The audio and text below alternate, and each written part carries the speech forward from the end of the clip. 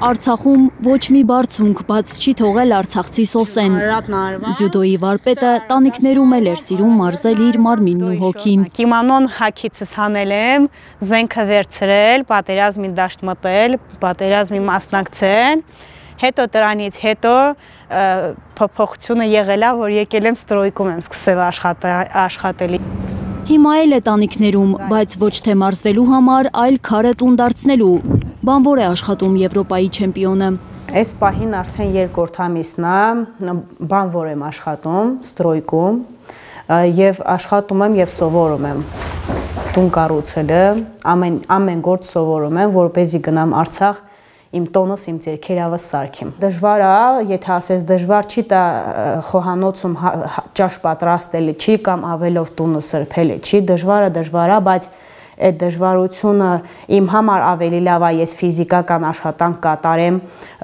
իմ հալալ քրտնինքով իմ փողը վաստակեմ, քան թե ես ինչ-որ մեկին սպասեմ, որ ինչ-որ մեկը ինձ օգնի։ 5 տարի առաջ Արցախի Սոսեի մտքով էլ չէր անցնում, որ աշխարհում Հայաստանի ու Արցախի դրոշը բարձրացնելու փոխարեն ավազի ու ցեխի հետ պիտի գործ ունենա։ Պատիվ այլ է Հայաստանը ներկայացնել աշխարհին, Հայաստանի հետ միացնել Արցախը, ինչ մրցույթներ քեցալը միշտ Արցախի դրոշն էլ իմ հետ տարալը։ Իմ կյանքում ամենաառավել սերը դա հայրենիքն է։ Բոլորից առավել Սոսը։ Դաժե մամայից, պապայից առավել, հա։ 12 տարեկան էր աղջիկը, երբ որոշեց ձյուդոյի պարապմունքների գնալ, մոտ 20 տարի աշխարհում բազմաթիվ հաղթանակներ տանելուց հետո հիմա խռով է մնացել այդ աշխարհից։ Այս աշխարհից ու ինքս ինձնից եմ խռով։ Ինքս ինձնից խռով եմ, որ մինչև հիմա դավաճաններն ու սրբապիղսները չեն պատժվել 20 թվականից հետո, թե Հայաստանում, թե Արցախում, ու աշխարհից եմ խռով, որ այս ամեն ինչը թույլ տվեցին, որ կատարվի մեր հետ։ Հայաստան գալուց հետո հայկական բանակում է փորձել տեղ գտնել Սոսեն, գերազանց հանձնել բոլոր քննությունները, բայց նրան մինչ այսօր ոչ ոք չի զանգել։ Այդ միակ աշխատանքն էր, որ ես ուզում էի աշխատել, սպորտից բացի։ Գնացի ես քննություններ, բան, սաղ ամեն ինչը անցա, գերազանց կոնտրակտը ստորագրեցի, որ հաջորդ օրը ինձ պետքա կանչեն գործի, ու տենց էլ ինձ չկանչեցին հիմիկվա ղեկավարների շնորհիվ։ Իրանց պետք չէր ամուր բանակ։ Ու դրա համար էլ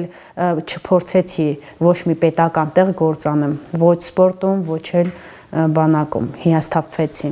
Բանակն իր սիրելին էր, ինքը բանակի, Արցախի պաշտպանության գործում առաջիններից էր Սոսեն, վերջիններ միայն Արցախը լքելիս, 44 օրյա պատերազմում Սոսեն խրամատում էր, անտեսելով անգամ Ողնաշարի լուրջ վիրահատությունը։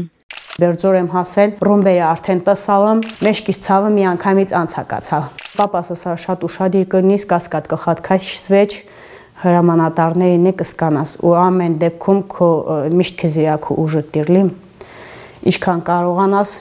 այդ տականքներին կոչնչացնի։ 44 օրից գումարած 3 օր էլ ավելի մնացել դիրքերին, որովհետև չէի ուզում այդ կարգավիճակում դիրքերից իջնեի։ Մեղքի զգացումը մինչև այսօր է Սոսեի սրտում, պատերազմում իր աչքի առաջ իր աշակերտներն էին կռվում, եղբայրներն ու ընկերներն են պայքարել ամեն թիզ հողի համար։ Սոսեն Արցախում պարտության ցավին չդիմացած հոր շիրիմն է թողել։ Ինքը հիմա իր հողում է, իր հողը գրկած է մնացել, ես դրա համար ուրախ եմ, որ